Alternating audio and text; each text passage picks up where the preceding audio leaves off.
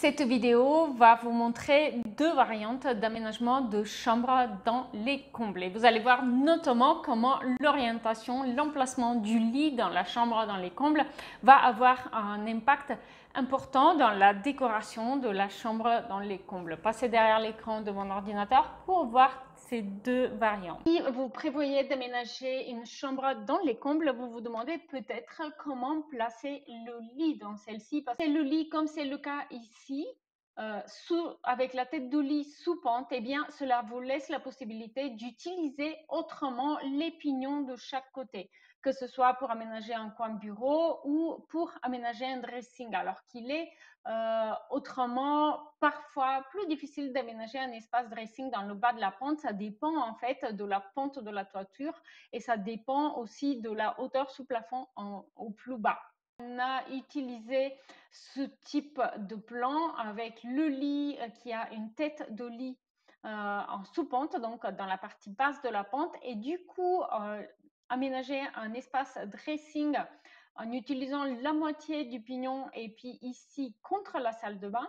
Et aussi on a une option où j'ai en fait inverser le bureau et le dressing. Ici, on a plutôt le bureau qui va venir dans l'espace où précédemment j'avais aménagé le dressing parce que cela donne plus d'indépendance justement à celui qui travaille. Potentiellement, on peut même fermer cet espace par rapport à la chambre et du coup, le dressing, il va être le long de l'escalier. N'oubliez pas de me dire en commentaire lequel des deux variantes d'aménagement de cette chambre dans les combles vous a le plus plu, avec tête de lit sous pente ou avec tête de lit effet cathédrale.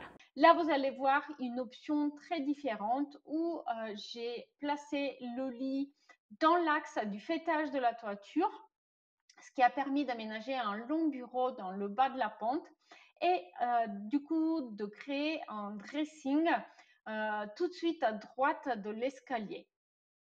Cet aménagement permet du coup d'aménager un petit coin coiffeuse et de placer un fauteuil là où on avait précédemment soit le dressing, soit le bureau. Et c'est une façon aussi d'optimiser l'espace, mais aussi de créer un effet cathédrale au-dessus du lit. Dites-moi en commentaire lequel de ces deux options vous avez préféré.